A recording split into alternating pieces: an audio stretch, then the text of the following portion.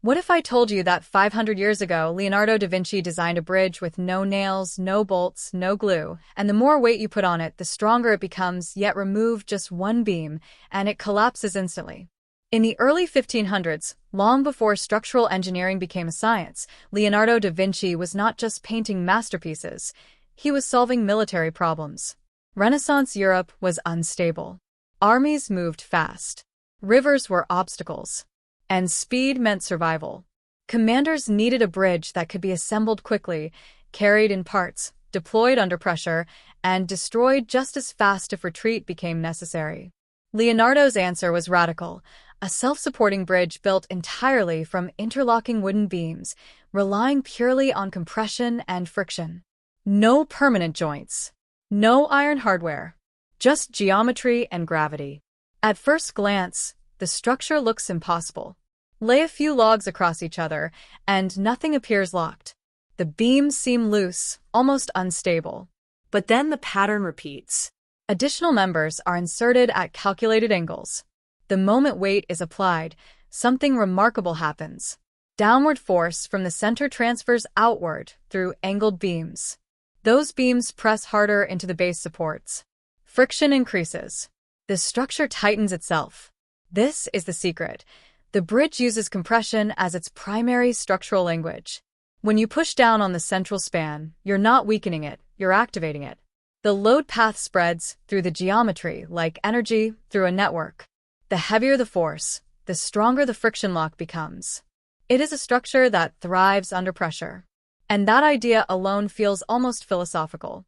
Most systems fail under stress. Leonardo built one that improves under it. But this strength hides a razor's edge vulnerability. Every single beam in the structure plays an equal role. There is no redundancy, no backup support.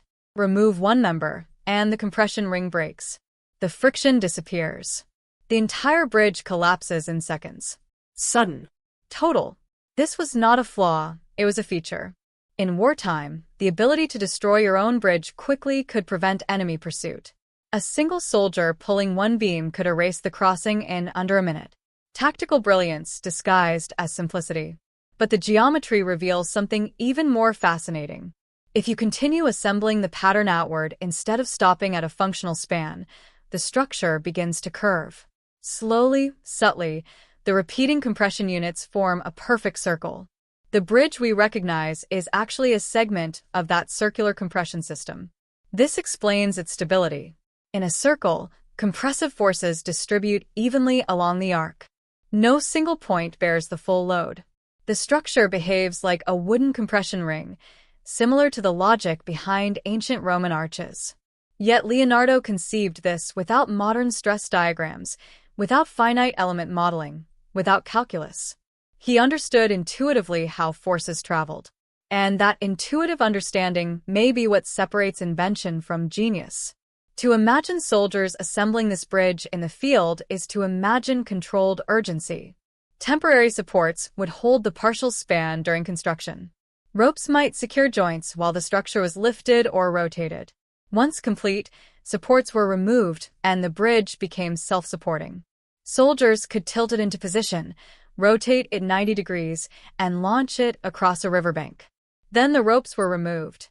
The bridge stood on its own, locked by physics. But despite its elegance, this bridge is not used in modern military engineering. Today, temporary spans like the Bailey Bridge dominate emergency deployments. Developed during World War II by Donald Bailey, the Bailey Bridge is modular, scalable, steel-based, and capable of supporting heavy armored vehicles. It can extend linearly without curving into a ring. That is the limitation of Leonardo's design.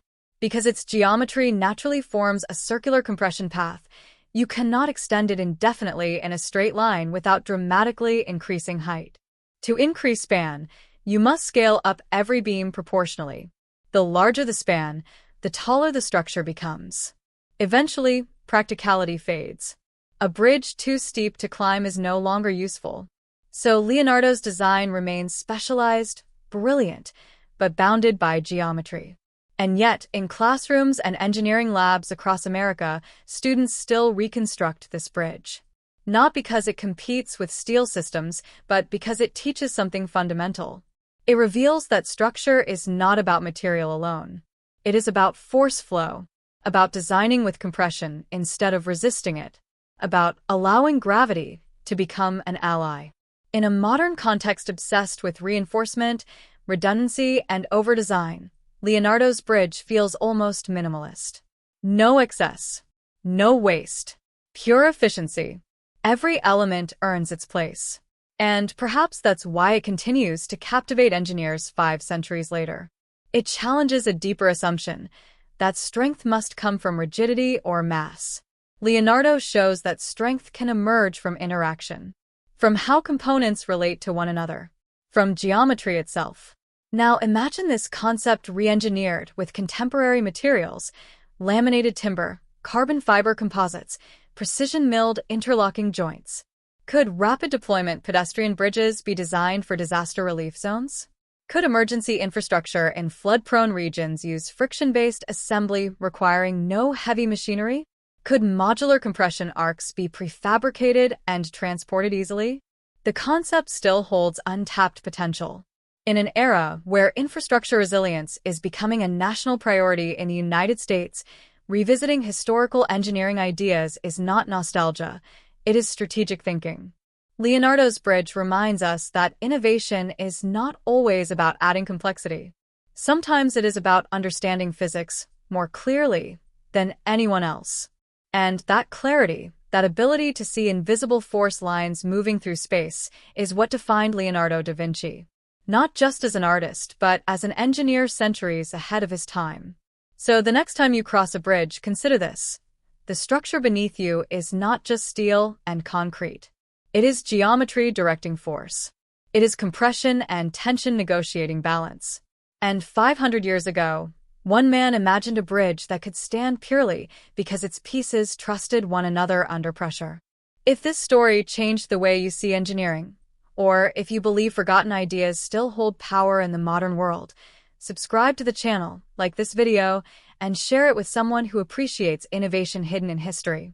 Because sometimes the strongest structures aren't the ones reinforced with bolts, they're the ones designed to embrace the weight.